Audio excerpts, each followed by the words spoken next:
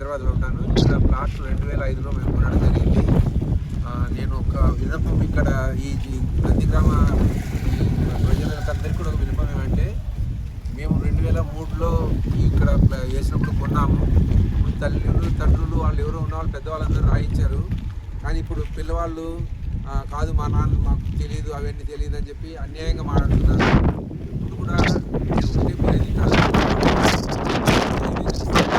నిర్ణయాన్ని సపోర్ట్ చేయండి. వివేకానంద యూత్ అని అలాంటి వాళ్ళందరూ వచ్చి కూడా ఇలాంటి వాళ్ళందరూ సపోర్ట్ చేసి మాకు చాలా సపోర్ట్ చేసి చూసాను. నేను పేపర్లలో టీవీలలో కూడా చూసాను. నేను కూడా కోరేది ఏమంటే, మాకు మేము ఎవరిని అన్యాయం చేయదలుచుకోలేదు, మాకు ఎవరిని అన్యాయం చేయాలనే ఆలోచన కూడా లేదు.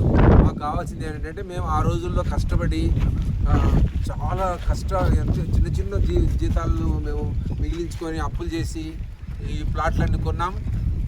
కొన్ని రిజిస్టర్ కూడా చేయించుకున్నాం.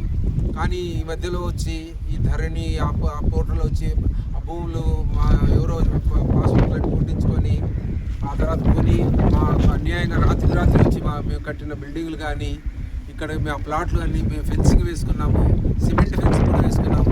అన్నీ కూడా ధ్వంసం చేసినారు. కానీ నేను కోరేది ఏమంటే, ఇక్కడ మన ఎమ్మెల్యేలకు కానీ సర్పంచులకు కానీ అందరినీ కోరేది ఒకటి, న్యాయం ఉంటేనే ఏదైనా గ్రామాలు బాగుపడతాయి. అన్యాయం చేస్తే మాత్రము ఇంతమంది 500-600 మందిని అన్యాయం చేస్తే వీళ్ళలో ఎవరైనా ఒక 10 మంది మంచోళ్ళు ఉన్నారనుకో ఊర్లు ఊడ్చుకోపోతాయి, ఏ ఊరు కూడా బాగుపడదు.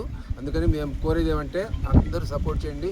ప్రెస్ వాళ్ళు ముఖ్యంగా కోరేది ఏమంటే, న్యాయం విచారించి మీరు కూడా ఇది న్యాయమా అన్యాయమా, మా కోరిక న్యాయమా అన్యాయమా అనేది మీరు కూడా విచారించి బాగా దీన్ని ప్రెస్లో వచ్చేట్టుగా తర్వాత టీవీలో వచ్చేట్టుగా చేయాలని చెప్పి కోరుకుంటున్నాను. నమస్కారం.